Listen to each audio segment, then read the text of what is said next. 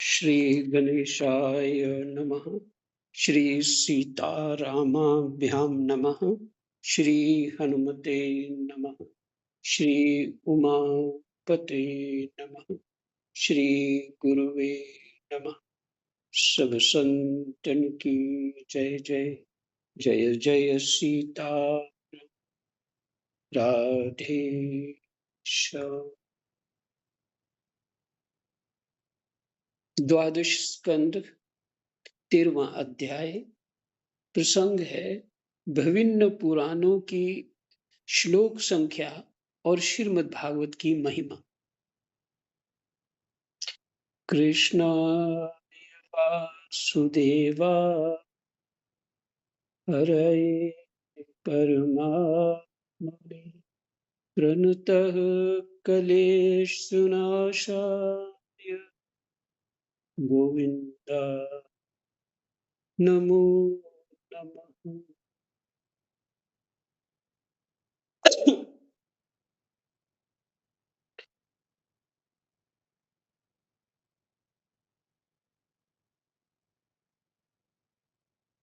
सूत जी कहते हैं, ब्रह्मा, वरुण, इंद्र, रुद्र और मरुदगण दिव्य स्तुतियों के द्वारा जिनके गुणगान में संलग्न रहते हैं।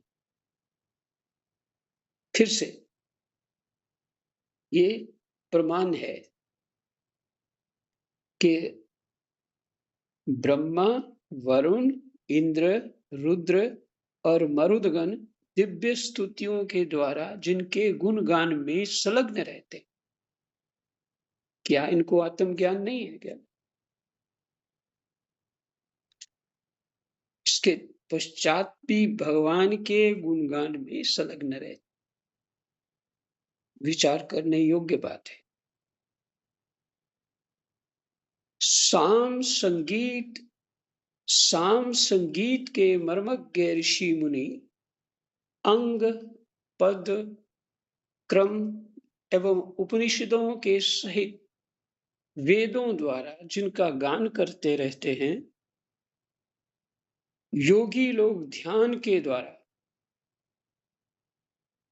निश्चल एवं तल्लीन मन से जिनका भावमय दर्शन प्राप्त करते रहते हैं।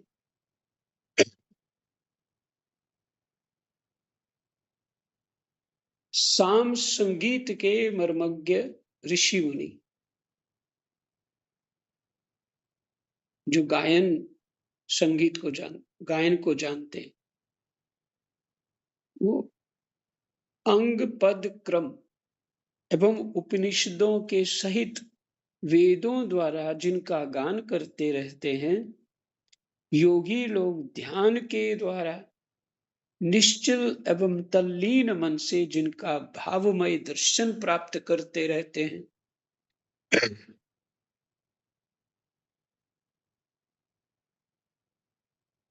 योगी लोग ध्यान के द्वारा निश्चल एवं तल्लीन मन से, निश्चल एवं तल्लीन मन से, देखिए ध्यान की विधि भी आ गई ना इसमें। ध्यान की विधि क्या है? योगी लोग ध्यान के द्वारा निश्चल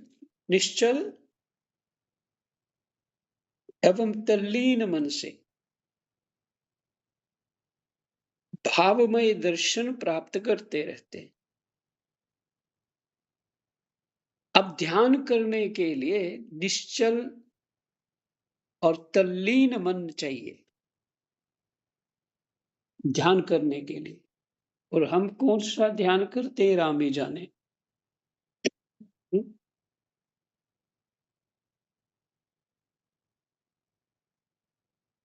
तो फिर उनको भावमय दर्शन प्राप्त करते रहते, फिर उनको भावमय दर्शन होता है।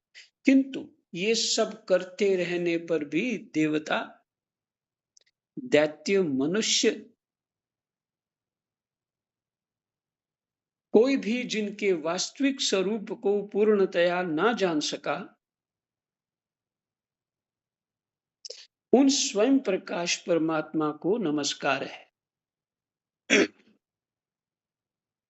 ध्यान में भी भावमय हुआ।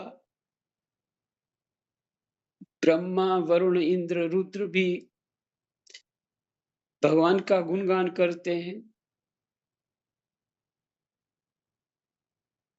और बहुत सारे ऋषिगण साम संगीत साम संगीत के मर्मज्ञ होते हैं। और अंग पद क्रम ये वहां के संगीत के जो गान के विभाग जो माने होते अंग पद क्रम। क्रम हो गया। अंग तो समझते हैं कि ये कौन से। वैसे जो मेरे को ज्ञान है वो ये है कि अपनी अपनी शैली और राग जो है, शैली भी होती है, देश देश भी, और राग, शास्त्रीय जो राग होते हैं उसी में रागों में अंग पद और क्रम होता है, उतार चढ़ाव इत्यादि। एवं उपनिषदों के सहित वेदों द्वारा जिनका गान करते रहते। मेरे को तो इसको पढ़ते ही बहुत सुख हो रहा है कि वो वातावरण कैसा होगा।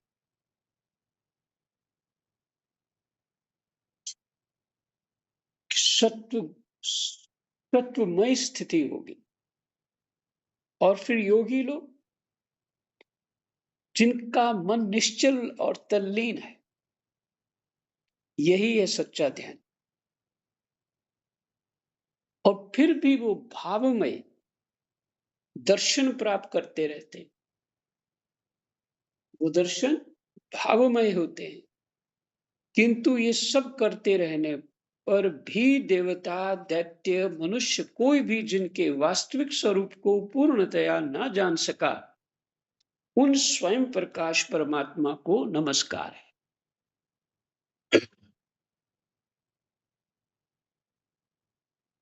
अभी एक ही श्लोक पढ़ा है तो कुछ पीछे वाले श्लोक से कुछ याद आ गया तो वो सुना देते।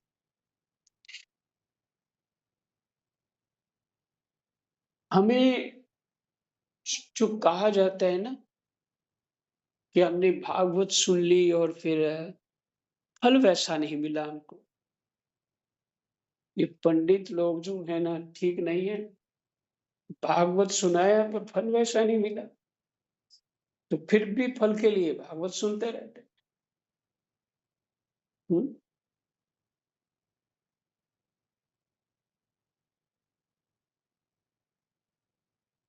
फिर भी फल के लिए भागवत सुनते हैं।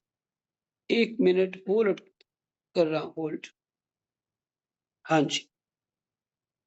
तो उसमें कारण क्या है वो भी बता दिया गया उसमें, महात्म में ही बता दिया गया कि जिन्होंने ध्यान पूर्वक नहीं सुना उनको वो फल प्राप्त नहीं हुआ।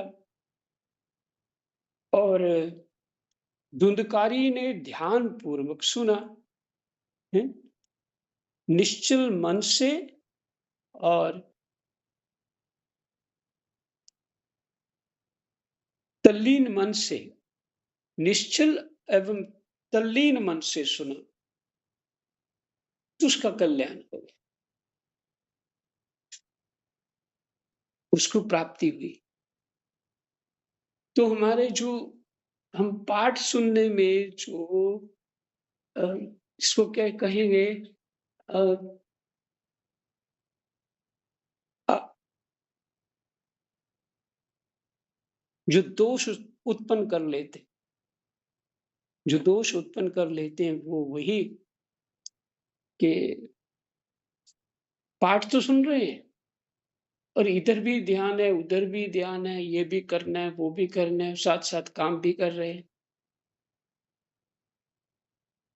और फिर कहते हैं कि नहीं चलो कोई नहीं नहीं हुआ तो बाद में कर लेंगे। तो किसी भी समय ऑडियो तो होती है आपके पास, किसी भी समय ग्रंथ खोल करके पाठ सुन लिया करें। और तल्लीन मन से, तो कमी ये हो रही है। क्योंकि ये जो जितना भी भागवत जी का पाठ है, जो आप सुन रहे हैं, ये सत्संग जो है, ये हमारा हृदय ही है। ये सब कुछ पहले से है वहाँ हमारे हृदय में। ये पहले से ही है। जो ज्ञान है, तत्व ज्ञान है, वो पहले से ही है, वही स्वरूप है हम। तो सिर्फ निश्चल मन और तल्लीनता जो है, उससे हम जो इसके ऊपर आवरण है, इसके ऊपर जो मैल जमी है, उसको उतार लेंगे और अपने आप को खोज लेंगे। फिर देखिए दूसरा ध्यान क्या?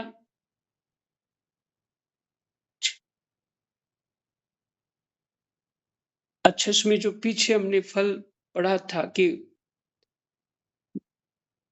क्षत्रियो को राज्य प्राप्त होता है, वैश्य को धन प्राप्त होता है, शूद्र को सभी पापों से छुटकारा मिलता है।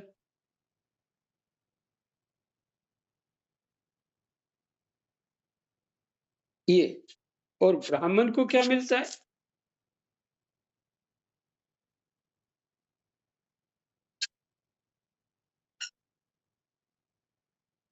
जो द्विज संयम पूर्वक पुराण संहिता का अध्ययन करता है, उसे उसी परम पद की प्राप्ति होती है। वही परम पद हमारा स्वरूप है। हम संयम, निश्चल मन, तल्लीनता से इसको आत्मसात करेंगे, इन विचारों को, तो वास्तविक जो हमारा स्वरूप है इसको प्राप्त कर लेंगे।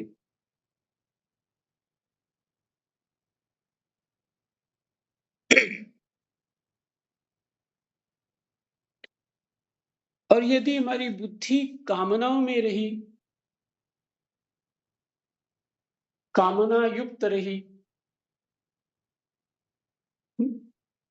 यदि हमारी बुद्धि कामनाओं में रही, कामना युक्त रही, तो फिर हमें जो कामना है वही पूरी होगी।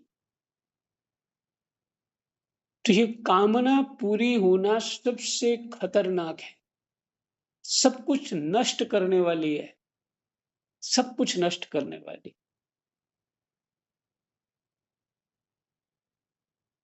ये विचार करना है हमको। ये कामना पूरी होना माने अविद्या में हमको दृढ़ता प्राप्त होना, अज्ञान में और डूबना, उस संसार रूप कुएं में और खो जाना। तो कामना पूर्ति नहीं चाहिए, तो इसलिए शुद्ध होना पड़ेगा। तो ब्राह्मण का स्वरूप बता दिया। तो ये नहीं है कि हमारी आत्मा शूद्र है, वैश्य है या क्षत्रिय है। आत्मा तो हमारी सदा से ब्राह्मण ही है, या ब्राह्मण से भी ऊपर ही है।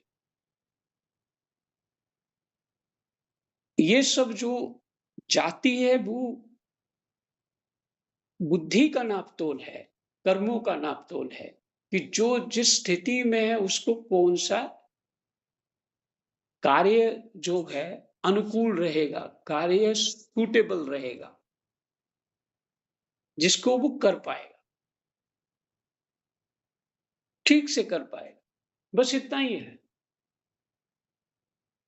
और इसका इन सबका जो वेदों ने या भगवान की, क्योंकि भगवान कृष्ण भी तो कह रहे हैं ना इसके बारे में, जो भी इसका वो कारण है इन चार विभाग करने का, वो कारण यही है, भगवत प्राप्ति। किसी भी स्थिति में हो हमें भगवत प्राप्ति होगी।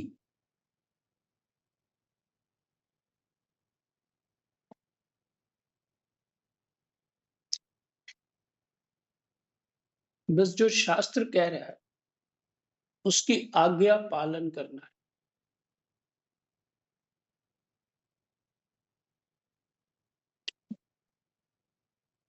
राम उसके अनुसार चलना है। शास्त्र पे श्रद्धा होनी चाहिए। शास्त्र स्वयं पढ़ करके जितना भी समझ में आए पढ़ते रहने से ज़रूरी नहीं पूरा पाठ करना, आज का पूरा अध्याय पूरा करना, ऐसा नहीं। जितना समझ में आता है उसके बाद सुख उसमें बुद्धि चलने लगती है, उसमें हमारा ध्यान चलने लगता है। बस वहीं रुक जाओ और उसका रस लेते रहो, उसको समझते रहो। फिर जब भी कभी पढ़ो, फिर वैसा करो, तो फिर वो भीतर उतरेगा। तो तो जिसकी अशुद्धि होगी, उसकी कामना में राज्य होगा, तो राज्य प्राप्त कर लेगा।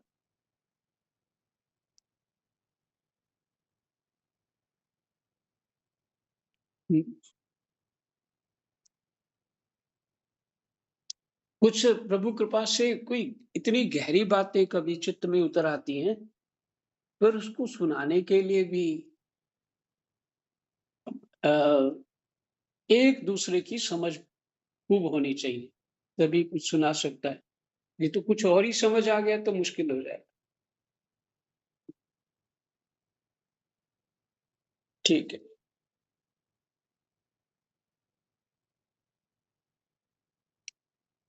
तो हमारा एक ही श्लोक पाठ हुआ, तो 15 मिनट में 1 श्लोक पाठ हुआ। तो यहाँ पे बात थी संयम पूर्वक ध्यान करने की। निश्चल एवं तल्लीन मन से जिनका भावमय दर्शन करते रहते हैं, किंतु ये सब करते रहने पर भी देवता, दैत्य, मनुष्य कोई भी जिनके वास्तविक स्वरूप को पूर्णतया ना जान सका, उन स्वयं प्रकाश परमात्मा को नमस्कार है। जिस भगवान ने कश्यप रूप धारण किया था, उनकी पीठ पर बड़ा भारी मंदराचल मथानी की तरह घूम रहा था। उस समय मंदराचल की चट्टानों की नोक से कुचलाने के कारण भगवान को तनिक सुख मिला। वे सो गए और श्वास की गति तनिक बढ़ गई। सोने पे श्वास की गति बढ़ जाती है, लेकिन वही स्थिति समाधिस्थ यदि हम हों, भगवान के नाम जप में अगर लग जाएं हम, तो हमारी श्वास की गति कम हो जाती है। नाम जप करते करते करते करते हमारा श्वास बहुत मंद होने लग जाता है। जो चाहिए वो स्वाभाविक ही होने लग जाता है।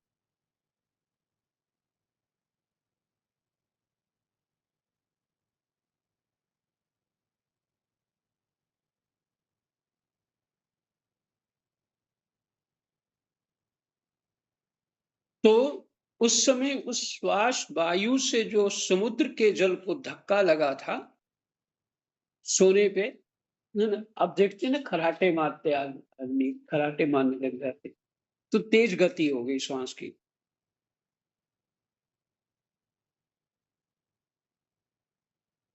तो उस समय उस श्वास वायु से जो समुद्र के जल को धक्का लगा था, उसका संस्कार आज भी उसमें शेष है। यानी वो उसके कारण से आज भी समुद्र हिलता रहता है। अब विज्ञानी कहते हैं कि चंद्रमा के उसके प्रभाव से ऐसा-ऐसा होता है। तो ठीक है, जो भी कोई कहता है, लेकिन यहाँ ये लिखा है,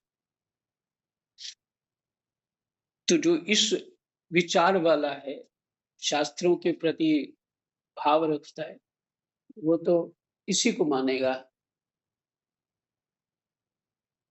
गलत कोई भी नहीं।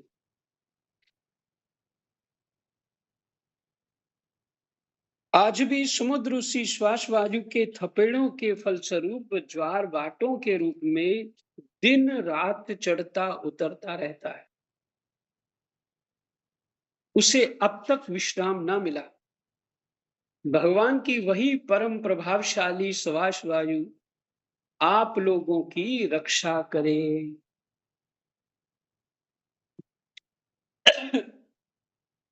श्वास वायु आप लोगों की रक्षा करे।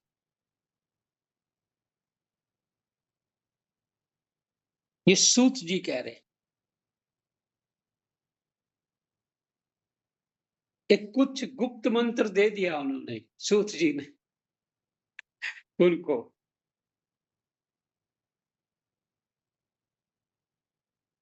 उसे अब तक विश्राम न मिला। भगवान की वही प्रभावशाली श्वास वायु आप लोगों की रक्षा करे। शौनक जी, अब पुराणों की अलग अलग श्लोक संख्या, उनका जोड़, श्रीमद् भागवत का प्रतिपाद्य विषय और उसका प्रयोजन भी सुनिए। इसके दान की पद्धति तथा दान और पाठ आदि की महिमा भी आप लोग श्रवण कीजिए। ब्रह्म पुराण में 10,000 श्लोक, पद्म पुराण में 55,000, श्री विष्णु पुराण में 23,000 और शिव पुराण की श्लोक संख्या 24,000 है। फिर से शौनक जी, शौनक जी, अब पुराणों की अलग अलग श्लोक संख्या, उनका जोड़, श्रीमद् भागवत का प्रतिपाद्य विषय और उसका प्रयोजन भी सुनिए। भागवत में विषय क्या है, उसका प्रयोजन भी क्या है, इसके दान की पद्धति तथा दान और पाठ आदि की महिमा भी आप लोग श्रवण कीजिए। ब्रह्म पुराण में 10,000 श्लोक, पद्म पुराण में 55,000, श्री विष्णु पुराण में 23,000। ब्रह्म पुराण में 10,000 श्लोक, पद्म पुराण में 55,000, श्री विष्णु पुराण में 23,000 और शिव पुराण की श्लोक संख्या 24,000, श्रीमद् श्रीमद् भागवत में 18,000, नारद पुराण में 25,000, मार्कंडेय पुराण में 9,000 तथा अग्नि पुराण में 15,000। 400 श्लोक हैं। 15,400। भविष्य पुराण की श्लोक संख्या 14,500 है और ब्रह्म वैवर्त पुराण की 18,000 तथा लिंग पुराण में 11,000 श्लोक हैं।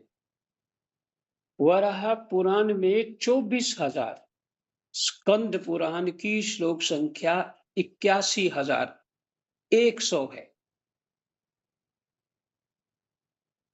सबसे बड़ा पुराण तो यही हुआ, स्कंद पुराण।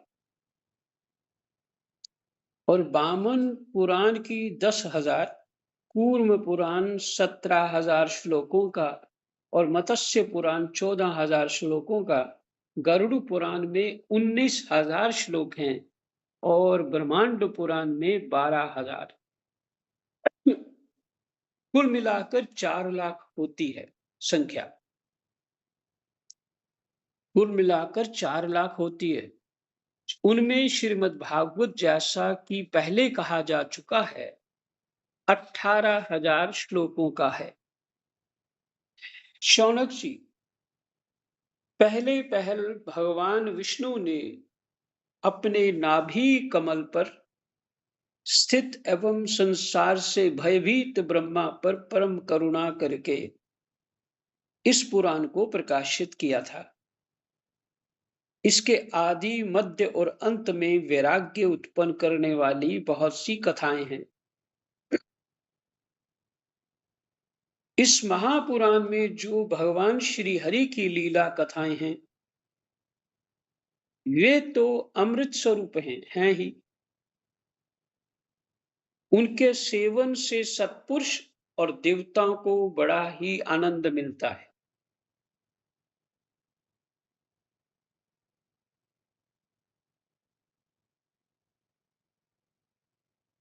इस महापुराण में जो भगवान श्री हरि की लीला कथाएं हैं, वे तो अमृत स्वरूप हैं ही। उनके सेवन से सत्पुरुष और देवताओं को बड़ा आनंद मिलता है। आप लोग जानते हैं कि समस्त उपनिषदों का सार है ब्रह्म और आत्मा का एकत्व रूप, यानी ब्रह्म और आत्मा की एकता, अद्वितीय सद्वस्तु प्राप्त होनी चाहिए। ब्रह्म और आत्मा का एक तत्व रूप अद्वितीय सद्वस्तु वही श्रीमद् भागवत का प्रतिपाद्य विषय है। पीछे एक ब्रह्म तत्व की अ, निरूपण किया गया, पीछे ऐसा श्लोक आया था विशेष सूची में, पर हमको पता नहीं लगा। और इधर फिर 13वें स्कंद में बोल दिया, बता दिया, ब्रह्म और आत्मा का एकत्व रूप अद्वितीय सद्वस्तु वही श्रीमद् भागवत का प्रतिपाद्य विषय है। इसके निर्माण का प्रयोजन है एकमात्र कैवल्य मोक्ष। कैवल्य मोक्ष मैंने अपने स्वरूप की प्राप्ति हो जाने से कैवल्य मोक्ष हो गया। जो पुरुष भाद्रपद मास की पूर्णिमा के दिन श्रीमद् भागवत को सोने के सिंहासन पर रखकर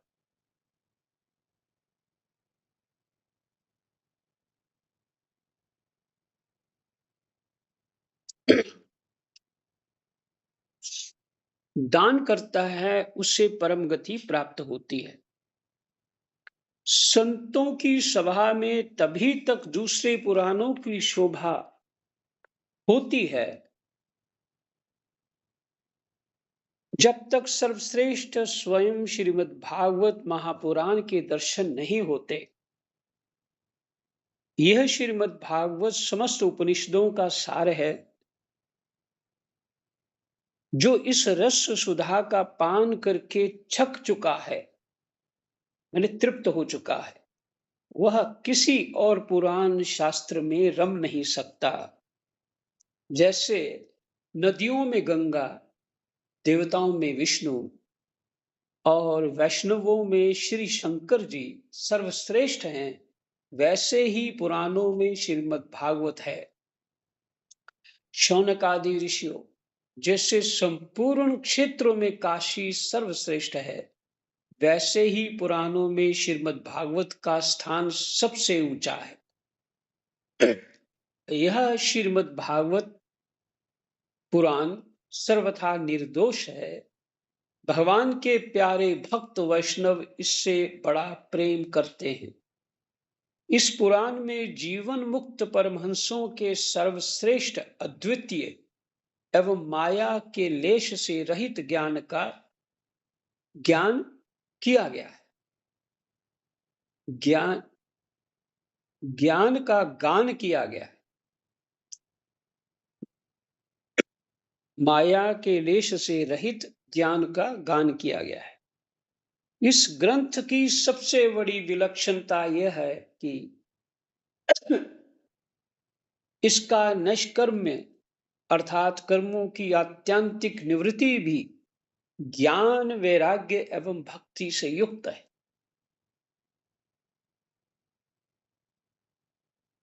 जो इसका श्रवण, पठन और मनन करने लगता है, उसे भगवान की भक्ति प्राप्त हो जाती है और वह मुक्त हो जाता है।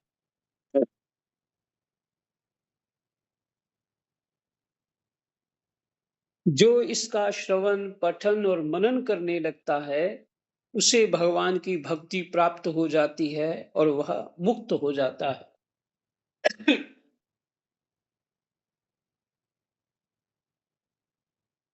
भक्ति प्राप्त हो जाना मैंने भगवान से प्रेम हो जाना। तो जो भगवान से प्रेम हो जाएगा तो संसार तो छूट ही जाएगा। संसार को पकड़े रखना ही बंधन है और जब भगवान पकड़ में आ गए तो वो ये मुक्ति है। संसार से ही मुक्ति चाहिए, भगवान से नहीं। यह श्रीमद् भागवत भगवत तत्व ज्ञान का एक श्रेष्ठ प्रकाशक है। इसकी तुलना में और कोई भी पुराण नहीं है। इसे पहले पहल स्वयं भगवान नारायण ने ब्रह्मा जी के लिए प्रकट किया था। फिर उन्होंने ही ब्रह्मा जी के रूप में देव ऋषि नारद को उपदेश किया और नारद जी के रूप से भगवान श्री कृष्ण द्वैपायन व्यास को, तदनंतर उन्होंने ही व्यास रूप से जोगेंद्र सुखदेव जी को, जोगिंद्र योगियों के इंद्र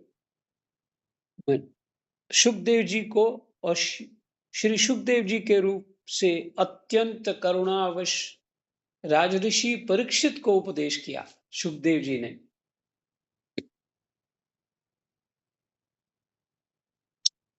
वे भगवान परम शुद्ध माया मल से रहित हैं। शोक और मृत्यु उनके पास तक नहीं फटक सकते। हम सब उन्हीं परम सत्य स्वरूप परमेश्वर का ध्यान करते हैं। हम उन सर्व साक्षी भगवान वासुदेव को नमस्कार करते हैं। उन्होंने कृपा करके मोक्षाभिलाषी ब्रह्मा जी को इस श्रीमद् भागवत महापुराण का उपदेश किया। साथ ही हम उन योगी राज ब्रह्म स्वरूप श्री सुखदेव जी को भी नमस्कार करते हैं, जिन्होंने श्रीमद् भागवत महापुराण सुनाकर संसार सर्प से ढसे हुए राजर्षि परीक्षित को मुक्त किया। संसार रूप सर्प जो है उससे ढसे हुए, हम भी उसी से ढसे हुए और उनको मुक्त किया। देवताओं के आराध्य देव सर्वेश्वर आप ही हमारे एकमात्र स्वामी एवं सर्वस्व हैं। अब आप ऐसी कृपा कीजिए कि बार बार जन्म ग्रहण करते रहने पर भी आपके चरण कमलों में हमारी अविचल भक्ति बनी रहे।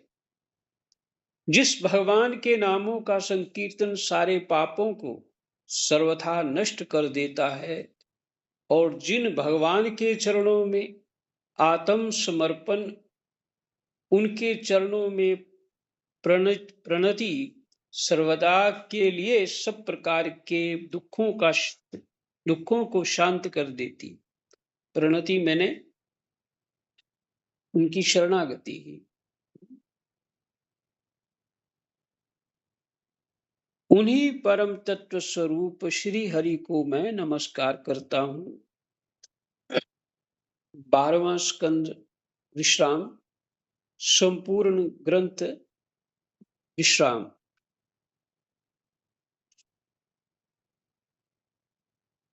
त्वदीयं वस्तु गोविंदम तुभ्यमेव समर्पये। तेन त्वंग्रि कमले रतिम ये यच्छ शाश्वतीम।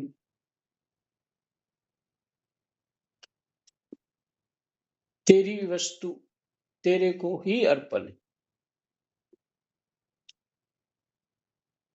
तो हमारा भागवत जी अक्षय तृतीया को विश्राम हुआ, तो इसका जो भी फल होता है भगवान को अर्पण है।